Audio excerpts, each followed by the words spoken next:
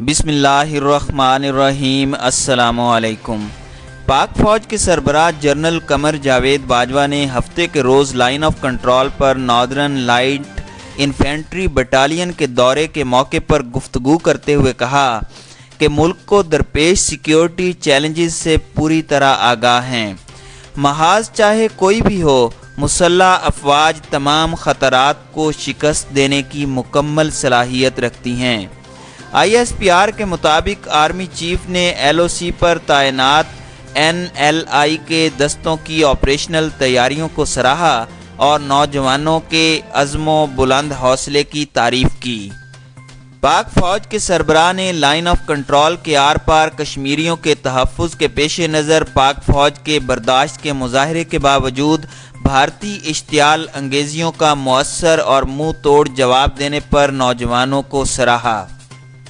پاکستان اپنی سرحدوں کے تحفظ اور داخلی امن و امان کے قیام کی راہ میں رکاوٹ بننے والے شر پسندوں کے خلاف چومکھی لڑائی لڑ رہا ہے۔ ایک جانب پاک فوج مشرقی سرحد پر بھارتی فوج کی بلا جواز فائرنگ، گولہ باری اور شمال مغربی سرحد پر دہشت گرد گروہوں کے حملوں کا مؤثر جواب دے رہی ہے، تو دوسری جانب داخلی سطح پر شر پسندوں، انتہا پسندوں اور حقوق کی آڑ میں بیرونی فنڈنگ سے چلنے والی تحریکوں سے نبرد آزما ہے۔ پاک فوج نے سرحدوں کے تحفظ اور داخلی امن و سلامتی کو یقینی بنانے کے لیے جس بڑے پیمانے پر قربانیاں دی ہیں، اس کا اعتراف عالمی سطح پر بھی کیا گیا ہے۔ 2-3 روز پیشتر ہونے والی کور کمانڈرز کانفرنس میں بھی ملک میں پائیدار امن کے لیے کوششیں جاری رکھنے کے عزم کا اظہار کیا گیا اور یہ بھی کہا گیا کہ علاقائی امن کے لیے اقدامات کی حمایت کی جائے گی۔ چند روز پیشتر army chief general Qamar Javed Bajwa نے کور ہیڈ کوارٹرز پشاور میں دورے پر آئے ہوئے طلباء و طالبات سے گفتگو کرتے ہوئے کہا تھا کہ قوم اور مسلح افواج نے دہشت گردی کے خلاف جنگ میں کامیابیاں حاصل کیں۔ ان کامیابیوں کے ثمرات سماجی اور اقتصادی ترقی کے لیے حاصل کیے جائیں۔ پاک فوج کی اولین ترجیح سماجی اور اقتصادی ترقی کے لیے دیرپا امن کا قیام ہے۔ قبائلی علاقے میں ہونے والی گڑبڑ کے حوالے سے آرمی چیف نے واضح کیا کہ پی ٹی ایم خود کوئی مسئلہ نہیں، بلکہ کچھ افراد غیر ملکی ہاتھوں میں کھیل رہے ہیں۔ یہ افراد دہشت گردی سے متاثرہ افراد کے جذبات سے دانستہ طور پر کھیل رہے ہیں۔ وزیر اعظم عمران خان نے بھی محمد ڈیم کا سنگ بنیاد رکھنے کی تقریب سے خطاب کرتے ہوئے اسی جانب اشارہ کرتے ہوئے کہا کہ فاٹا میں ایک سازش کے تحت بیرونی فنڈنگ کے ذریعے قبائل کو پاکستان سے متنفر کرنے کی کوشش کی جا رہی ہے۔ چند روز پیشتر D G I S P R major general Asif Ghafoor نے بھی اسی خطرے کی نشاندہی کرتے ہوئے کہا تھا کہ اسلام آباد میں دھرنا دینے کے لیے بھارتی خفیہ ایجنسی را نے فنڈز دیے۔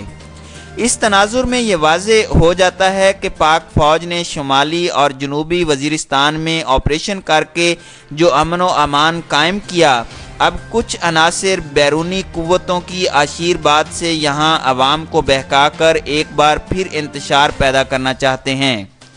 قابل افسوس بات یہ ہے کہ بعض سیاسی حلقے محض اپنے مفاد کے لیے قبائلی علاقوں میں انتشار پھیلانے والوں کی حمایت کر رہے ہیں۔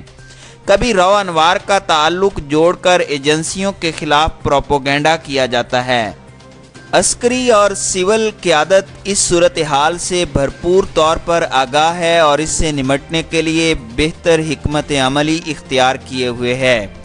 آپریشن سے متاثرہ قبائلی علاقوں میں ترقیاتی کام کیے جا رہے ہیں، لیکن وہاں مسائل جس سنگین نوعیت کے ہیں، اس کا تقاضا ہے کہ سول حکومت یہاں ترقیاتی عمل کو تیز کرے اور شر پسند عناصر کو ناکام بنانے کے لیے مقامی آبادی کا تعاون حاصل کرے، کیونکہ عوامی تعاون کے بغیر کوئی بھی تحریک کامیاب نہیں ہو سکتی۔ جہاں تک بھارت اور افغانستان کے ساتھ معاملات کا تعلق ہے تو حکومت بارہا یہ واضح کر چکی ہے کہ وہ اپنے ہمسایہ ممالک کے ساتھ بہتر تعلقات چاہتی ہے۔ بھارت کو متعدد بار باہمی تنازعات مذاکرات کے ذریعے حل کرنے کی دعوت دی گئی، لیکن اس نے ہر بار کوئی نہ کوئی ایشو کھڑا کر کے نہ صرف مذاکرات کا عمل ہی شروع نہیں ہونے دیا بلکہ سرحدوں پر بھی فائرنگ اور گولہ باری کے ذریعے ماحول کو گرم رکھا۔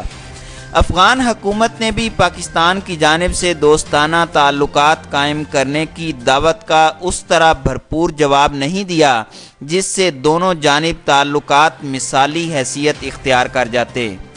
بھارتی خفیہ ایجنسی را پاکستان میں شر پسند عناصر کو ہوا دینے کے لیے پاکستان کے ہمسایہ ممالک کی سرزمین استعمال کر رہی ہے، جس کے ثبوت پاکستان متعدد بار پیش کر چکا ہے۔ بھارت سائنس اور ٹیکنالوجی کے میدان میں بہت تیزی سے آگے نکل رہا ہے۔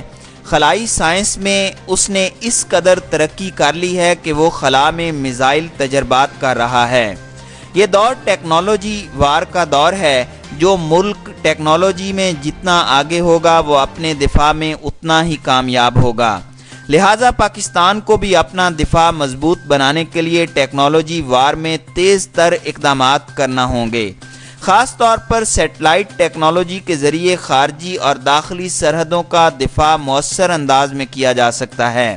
جس طرح امریکہ نے ڈرون ٹیکنالوجی کے ذریعے پہاڑوں کے اندر چھپے ہوئے جنگجوؤں کو نشانہ بنا کر اپنی برتری ثابت کی، وہ پاکستان کے لیے بھی آگے بڑھنے کے لیے ایک سبق ہے۔